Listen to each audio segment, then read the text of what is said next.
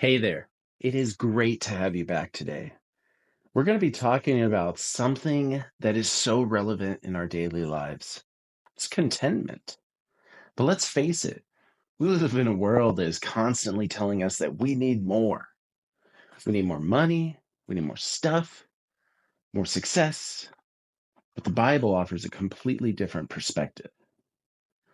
In this video, we're going to explore Paul's powerful lesson on contentment, the dangers of materialism, and practical steps that you can follow to find joy beyond wealth. Are you ready? Let's jump in. So, we're going to start with one of my favorite passages in Scripture. That is Philippians 4:11 through 12. And so, Paul says, "Not that I complain of want, for I have learned in whatever state I am to be content. I know how to be abased, and I know how to abound. In any and all circumstances, I have learned the secret of facing plenty and hunger, abundance and want. I can do all things in him who strengthens me." Let's think about that. Paul has experienced extreme highs and lows, wealth, poverty, comfort, imprisonment, and yet he says he learned contentment. This tells us two important things. First, contentment isn't something that we're born with. It's something that we develop over time. And second, true contentment doesn't depend on what we have, but on who we trust. So here's a question for you. Are you basing your contentment on your circumstances or on God's faithfulness? Now let's talk about something that steals our contentment. The big ones: materialism and comparison. Our culture is consistently telling us you need more to be happy. You need this to be happy. Whether it's a big house, a nice car, or the latest gadget, the message is clear: more is better. But here's the truth: materialism is a trap. Ecclesiastes 5:7 says, "Whoever loves money never has enough. Whoever loves wealth is never satisfied with their income." And then there's comparison. Social media can make us feel like we're just not enough. We see someone else's highlight reel and the Instagram post, and we're just like, why don't I have that? But comparison only leads to envy, insecurity, dissatisfaction. Let me remind you, God has given you exactly what you need for the season that you're in. So don't let materialism or comparison rob you of the joy He wants you to experience today. One of the most effective ways to combat materialism and find contentment is through gratitude.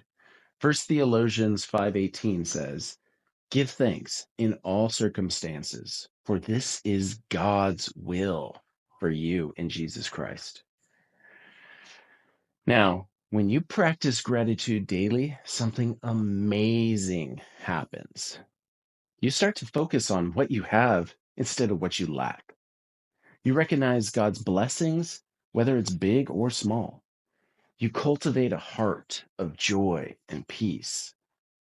So here's a challenge for you. Every day, I want you to write down 3 things you're grateful for. They don't have to be big. Maybe it's your morning coffee. Maybe it's you got to talk to a friend.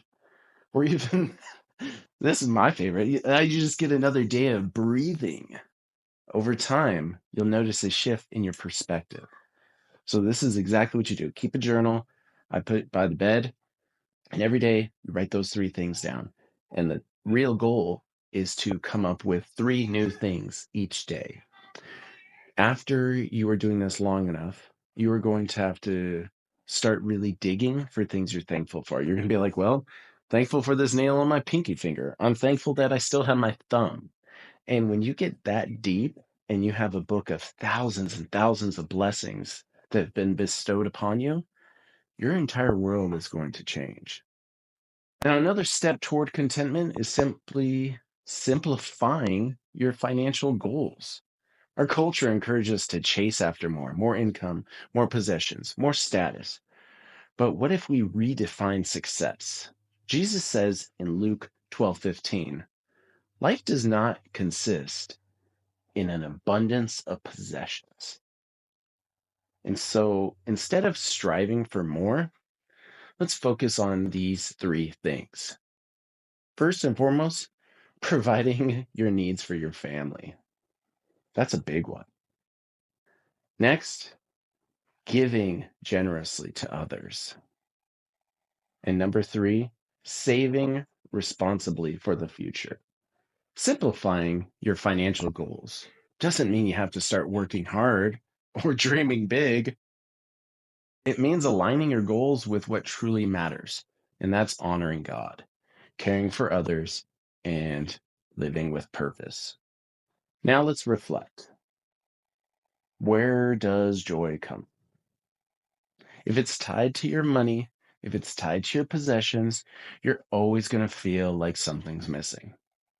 But when your joy comes from God, it becomes unshakable. Psalm 16:11 says, you make known to me the path of life. You fill me with the joy in your presence. Take a moment to think about what brings you joy. Is it spending time with your loved ones, serving others, just experiencing God's peace? These are the things that truly satisfy far more than material wealth ever could. As I leave you today, contentment is a journey, not a destination. It's about trusting God in every season. It's about practicing gratitude and focusing on what really matters. If this message encouraged you, I'd love for you to like this video, share it with a friend, and subscribe for more biblical insights. Next time, we're going to explore how to create a God-honoring budget that reflects your values. Until then, keep seeking God's wisdom and finding joy in Him. God bless.